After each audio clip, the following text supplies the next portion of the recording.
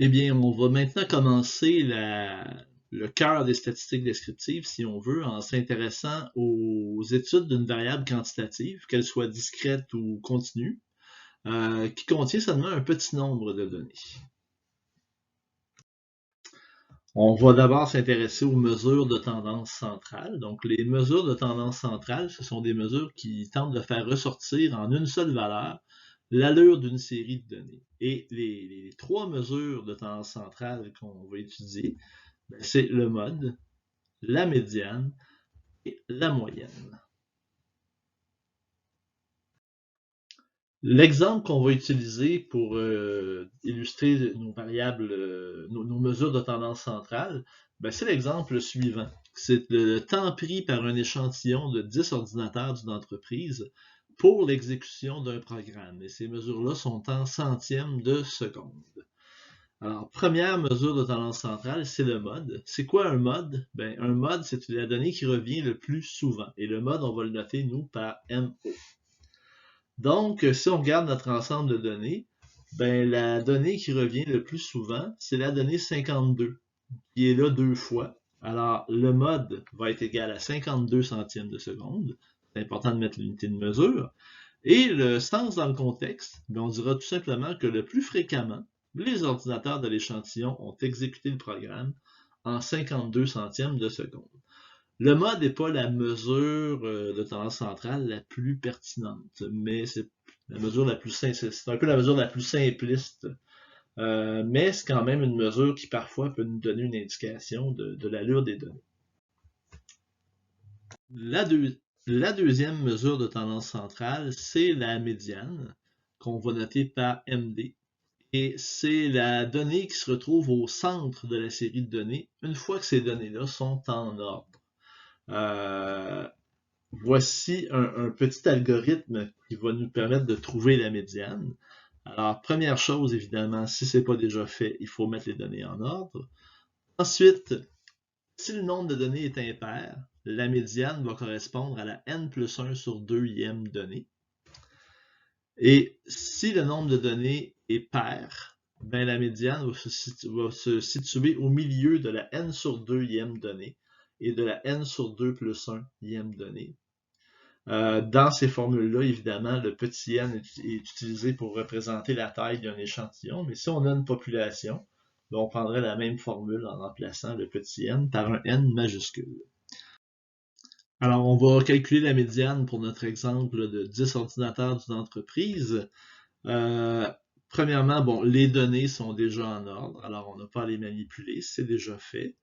On a 10 données. 10, c'est un nombre pair. Alors, la médiane, elle se trouve donc entre la 10 divisé par 2, donc la 5e donnée, et la donnée suivante, donc la 6e. Donc, la médiane, elle est entre 52 et 54. Ce qui veut dire que la médiane, elle sera égale à 52 plus 54 divisé par 2, donc elle sera égale à 53 centièmes de seconde. Et pour le sens dans le contexte, si on regarde la valeur 53, elle se situerait ici. Donc, il y a vraiment 5 ordinateurs qui ont exécuté le programme en moins de 53 centièmes de seconde et 5 ordinateurs qui ont exécuté le programme en plus de 53 centièmes de seconde. Donc, le sens dans le contexte, on dira la moitié des ordinateurs de l'échantillon ont exécuté le programme en moins de 53 centièmes de seconde. Et c'est un choix qu'on a fait parce qu'on aurait aussi pu dire en plus de 53 centièmes de seconde, puisque les deux choses sont vraies. Alors voilà le sens dans le contexte pour la médiane.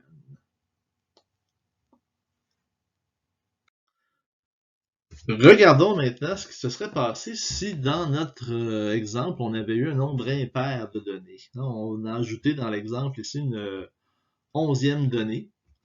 Donc, on a n égale 63 ici qui a été ajouté, donc qui est une 11e donnée. Donc, 11, c'est un nombre impair. Ce qui veut dire que la médiane, elle sera égale à la 11 plus 1 sur 2e donnée, donc la 6e donnée. Et la 6e donnée dans notre ensemble, c'est 54. Donc, la médiane, elle est égale à 54 centièmes de seconde. Pour le sens dans le contexte, je ne pourrais pas dire cette fois-ci que la moitié des ordinateurs de l'échantillon ont exécuté le programme en moins de 54 centièmes de seconde, parce qu'il y en a seulement 5 sur 12. Et même chose au-dessus, il y en a seulement 5 sur 12 aussi qui sont au-dessus de 54. Alors, dans le contexte, on va dire qu'il y a au moins la moitié des ordinateurs d'échantillon qui ont pris 54 centièmes de seconde ou moins pour exécuter le programme. Et encore une fois, on aurait pu dire aussi qu'il y en a au moins la moitié qui ont exécuté des ordinateurs d'échantillon qui ont pris 54 centièmes de seconde ou plus pour exécuter le programme.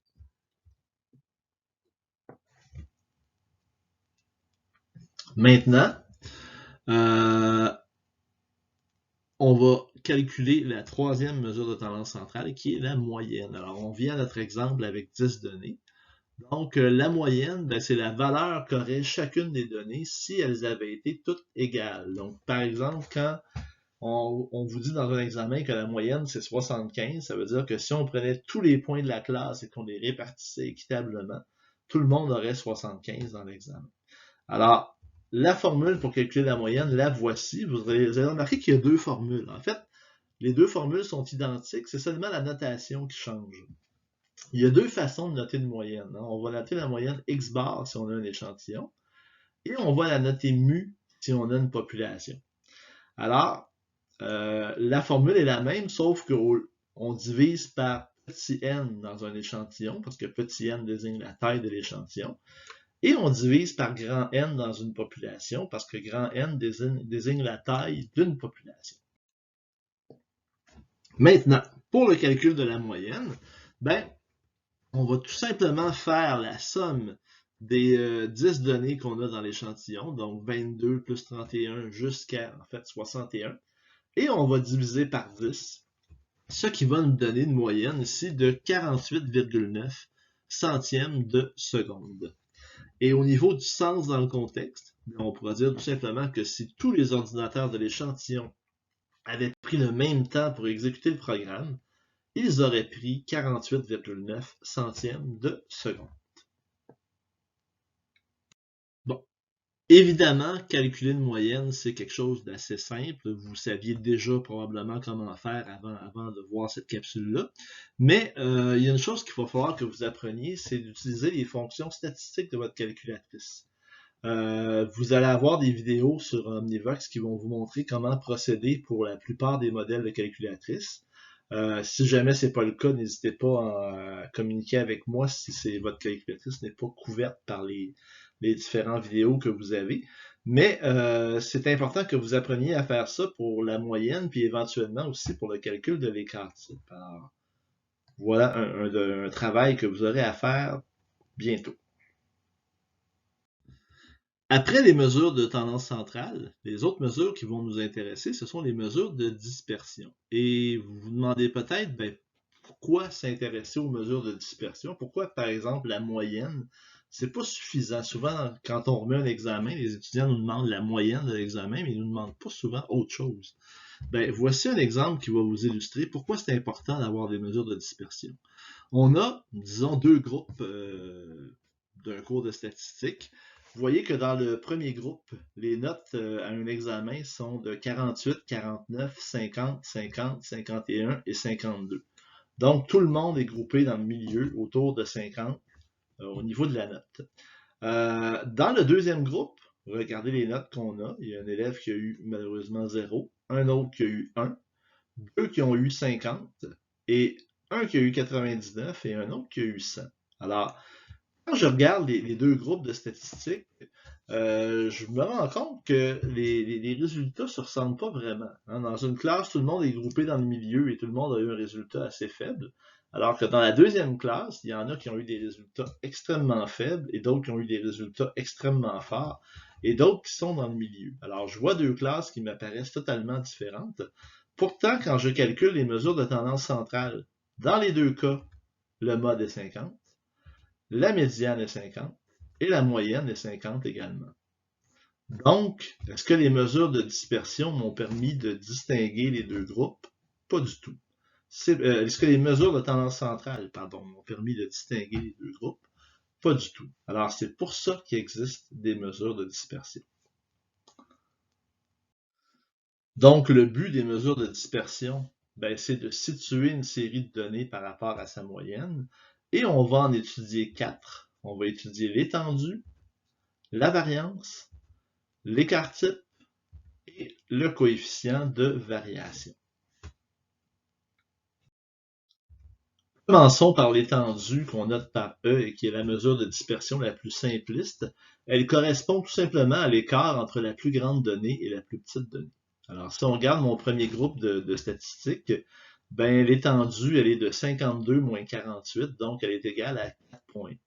Et le sens dans le contexte, ben, ça veut dire tout simplement qu'il y a un écart de 4 points entre la personne de la classe qui a obtenu la plus forte note à l'examen et celle qui a obtenu la note la plus faible.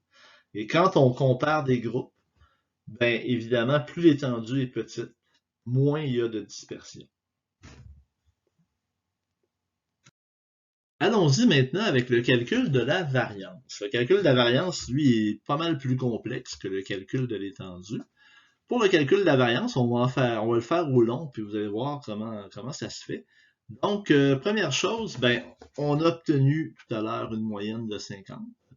Et quand on parle de variance, ben, on s'intéresse à l'écart qu'il y a entre une donnée et la moyenne. Donc, si on compare chacune des données avec la moyenne, ben, on se rend compte que l'étudiant qui a eu 48 est à 2 points sous la moyenne, celui qui a eu 49 est à 1 point sous la moyenne, etc. Et si on voulait faire, par exemple, la moyenne de ces écarts-là, ben, on ne pourrait pas vraiment la faire parce que le résultat de ça donne toujours un résultat de la somme des résultats des écarts avec la moyenne donne toujours 0. Alors, ça ne donnerait pas à ce moment-là une moyenne intéressante. Pourquoi ça donne toujours 0? C'est qu'on a des résultats qui sont négatifs, mais on a aussi d'autres résultats qui sont positifs. Donc, quand on les additionne, ben, on arrive avec un résultat qui donne 0. Pour éviter ça, ben, on s'est dit pourquoi on ne prendrait pas les résultats et qu'on ne les mettait pas au carré. Donc, l'écart de moins 2 devient un écart de 4. L'écart de moins 1 devient un écart de 1. Et ainsi de suite. Et ça fait que la somme des écarts au carré donne 10. Et là, c'est possible de calculer la moyenne de ces écarts-là, donc en faisant 10 divisé par 6, ce qui donne un écart de 1,69 points carrés, parce que n'oubliez pas qu'on a mis les écarts au carré. Donc, la variance, elle est de 1,69 points carrés. La formule qu'on va utiliser pour calculer la variance, on va vous la donner, mais juste avant, on va juste préciser que plus la variance est petite, moins les données sont dispersées. Les formules, les voici. Vous avez une formule qui est pour une population. Dans une population, on représente la variance par sigma carré. Et remarquez que dans le calcul, on fait la somme des écarts au carré et on la divise par le nombre de données qu'on a. Par contre, dans un échantillon, là, la formule est différente. Premièrement, la variance d'un échantillon est représentée par S carré au lieu de sigma carré. Et on divise non pas par N, mais par N-1. Alors ça, c'est une nuance importante parce que quand vous allez prendre vos calculatrices pour calculer les variances et même éventuellement les écarts types, il va y avoir deux formules différentes. Donc voilà pour le calcul de la variance. Ces formules-là que vous avez vues sont pas si utiles que ça si vous savez utiliser votre calculatrice. Hein? Donc vous pouvez facilement et rapidement surtout calculer une variance et éventuellement un écart type à l'aide de votre calculatrice. Alors encore une fois, je vous suggère fortement de regarder les capsules vidéo qui sont sur Léa, sur Omnivox, afin de voir comment calculer une variance avec la calculatrice. Pour ce qui est maintenant de l'écart type, ben, le lien entre l'écart type et la variance est très simple. L'écart type, c'est la racine carrée de la variance. Alors, après avoir calculé votre variance, vous faites la racine carrée et vous allez obtenir l'écart type. Et si vous prenez la calculatrice, ben, vous allez avoir l'écart type d'abord. Alors, en appuyant sur la bonne touche, vous aurez votre écart type et pour avoir la variance, vous devez prendre l'écart type et le mettre au carré. Donc, allons-y. Revenons à nos exemples de deux groupes de statistiques. Juste avant, précisons que plus l'écart type est petit, moins les données sont dispersées. Alors, si on compare nos deux groupes de statistiques, ben, dans le premier groupe, on a un écart type de 1,29 points, alors que dans le deuxième groupe, on a un écart type de 40,42 points. Alors, conclusion, ben, il y a beaucoup moins de dispersion autour de la moyenne dans le premier groupe parce que l'écart type est plus petit. Alors, vous voyez, l'écart type nous permet de distinguer facilement les deux groupes. On voit que l'écart type du premier est nettement plus petit que celui du deuxième. Encore une fois, je radote, mais pour l'écart type, c'est très important de connaître les touches statistiques de sa calculatrice. Allons-y maintenant avec la dernière mesure de tendance de dispersion, qui est le coefficient de variation. On va regarder un exemple qui est un petit peu caricatural. On va comparer le poids de 5 souris en grammes avec le poids de 5 éléphants. Première chose, ben, quand on a vu avant que quand on voulait comparer des ensembles de données, ben, la moyenne et l'écart type pouvaient être des bonnes mesures. Alors, si on calcule les mesures, alors pour le poids des souris, on obtient une moyenne de 262,4 grammes et un écart type de 154,91 grammes. Alors que pour les éléphants, on a une moyenne de 1370 kg, donc 1 370 000 grammes, et un écart type de 15,811 kg, donc 15 811 grammes. Alors, si on compare les deux écarts types, ben, on serait peut-être tenté de dire qu'il y a plus de dispersion chez les éléphants que chez les souris, parce que l'écart type est plus gros. Mais regardons nos données quelques instants. Pour les souris, on constate qu'il y a une souris qui pèse 100 grammes et il y en a une autre qui pèse 484 grammes. C'est très gros, ça, pour une souris. Et honnêtement, je pense que si j'avais les 5 souris devant moi, je serais capable de distinguer laquelle pèse 484 grammes et laquelle pèse 100 grammes. En tout cas, je les mélangerais pas, ces deux-là, c'est évident. Par contre, si je regarde les éléphants, le poids des éléphants, il y en a un qui pèse, le plus léger pèse 1350 kg et le plus lourd 1390. Je suis pas spécialiste en médecine vétérinaire, mais il me semble qu'un écart de 40 kg pour le poids d'un éléphant entre le plus léger et le plus lourd, c'est pas si énorme que ça. Et je pense très honnêtement que si j'avais les 5 éléphants devant moi, j'aurais beaucoup de difficultés à repérer lequel est le plus léger et lequel est le plus lourd. Donc, même si l'écart type des éléphants est beaucoup plus élevé que celui des souris, ben, je pourrais pas vraiment dire qu'il y a plus de dispersion chez les éléphants que chez les souris. La raison pourquoi l'écart type est plus gros, c'est que la moyenne est aussi beaucoup plus grosse. Alors, dans un cas où on a des moyennes qui sont très différentes, comme c'est le cas dans ces deux exemples-là, ben, l'écart type n'est pas un très bon outil pour comparer les deux. Il va falloir aller un petit peu plus loin. Alors, c'est ce qu'on vous dit ici. Donc, l'utilisation de l'écart type pour comparer la dispersion est déconseillée ici parce que les moyennes sont très différentes et il est préférable d'utiliser le coefficient de variation. Qu'est-ce que c'est que le coefficient de variation? Ben, voici les formules. Le coefficient de variation, c'est tout simplement l'écart type divisé par la moyenne fois 100. Que ce soit un échantillon ou une population, c'est toujours ça. C'est toujours l'écart type sur la moyenne fois 100. Regardons ce que ça donne pour nos souris et nos éléphants. Le poids des souris, ben, vous voyez, on avait eu ça comme résultat. Si on compare maintenant les coefficients de variation, ben, le coefficient de variation des souris est de 59,04%. Alors, ça veut dire que, dans le fond, l'écart type représente 59% de la moyenne. Alors que chez les éléphants, on fait le calcul en prenant l'écart type sur la moyenne fois 100, on obtient un coefficient de variation de seulement 1,15%. Alors, ça veut dire que l'écart type des éléphants représente seulement 1,15% de la moyenne.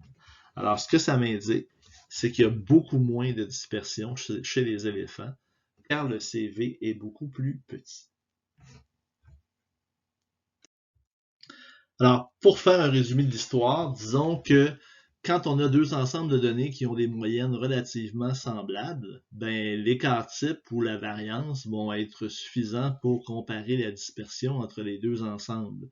Par contre, si on a des ensembles de données qui ont des moyennes très différentes, comme c'était le cas avec nos souris et nos éléphants, ben, vaut mieux à ce moment-là utiliser le coefficient de variation. Vous allez peut-être vous dire, ben, c'est un peu ridicule comme exemple de comparer des souris avec des éléphants, et vous avez totalement raison.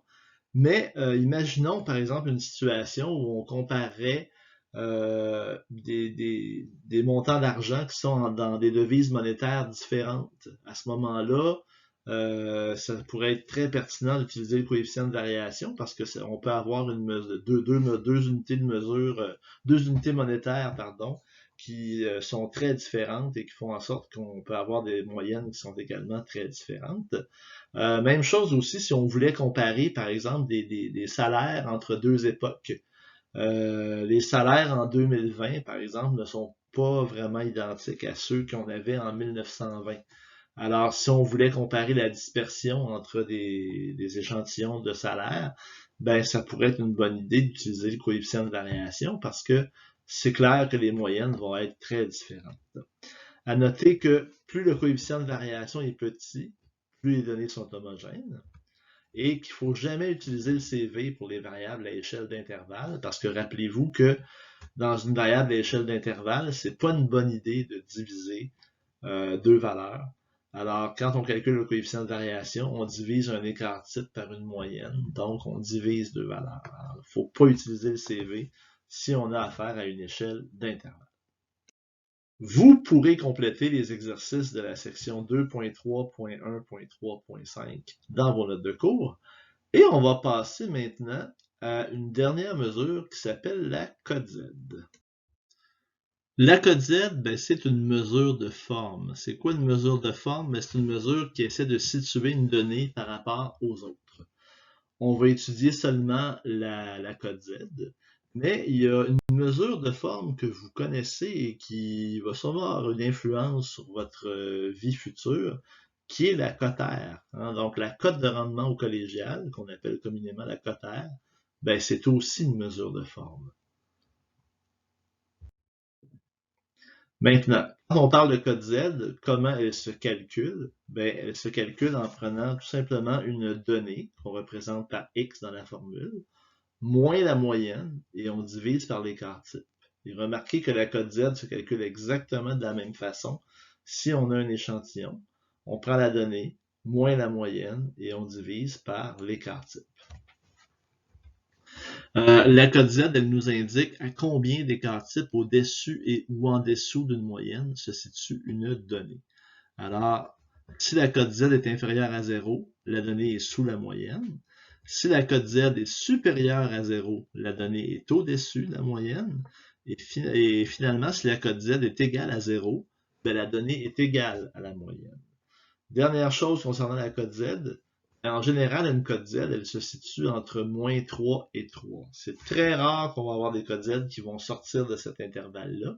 Mais remarquez que ce n'est pas impossible, par contre. Mais si jamais ça vous arrivait en examen, je vous suggérerais peut-être de réviser votre calcul parce qu'il y a des bonnes chances que vous ayez fait une erreur à ce moment-là. Allons-y d'un exemple de calcul de cote Z et d'utilisation de la cote Z. On veut comparer trois joueurs de hockey qui ont joué dans trois ligues différentes la saison dernière. On a Alexandre qui a marqué 41 buts dans une ligue où la moyenne de buts marqués par les attaquants est de 36,2 et l'écart type de 8,5. On a Benoît qui a marqué 27 buts dans une ligue où la moyenne de buts marqués par les attaquants est de 21,7 et l'écart type de 5,1. Et on a Charles qui a marqué 31 buts dans une ligue où la moyenne de buts marqués par les attaquants est de 20,4 et l'écart type de 11,3. Alors, lequel devrait être considéré comme le meilleur marqueur par rapport à sa ligue? On a trois personnes dans trois ligues différentes. Alors, comparons les cotes Z. La cote Z d'Alexandre, elle est de 0,56. Donc, la cote Z d'Alexandre se situe à 0,56 écart type au-dessus de la moyenne. La cote Z de Benoît, elle est de 1,04. Donc, la cote Z de Benoît se situe à 1,04 écart type au-dessus de la moyenne. Alors que la cote Z de Charles, ben, elle est égale à 0,94. Donc, elle se situe à 0,94 écart type au-dessus de la moyenne. Alors, conclusion, Ben, par rapport à sa ligue, c'est Benoît qui a eu la meilleure performance, même si c'est lui qui a marqué le moins de buts. Il se retrouve dans une ligue où il se marque assez peu de buts et en plus où l'écart type est très petit, donc il y a peu de buts qui sont marqués et tout le monde est dans le même paquet. Et lui, même s'il n'en a marqué que 27, a réussi à se démarquer du groupe plus que les autres. Alors c'est Benoît qui a finalement remporté la mise par rapport à aux deux autres joueurs. Alors, vous pouvez maintenant compléter les exercices de la section 2.3.1.4.2 et ça termine cette capsule sur les statistiques descriptives.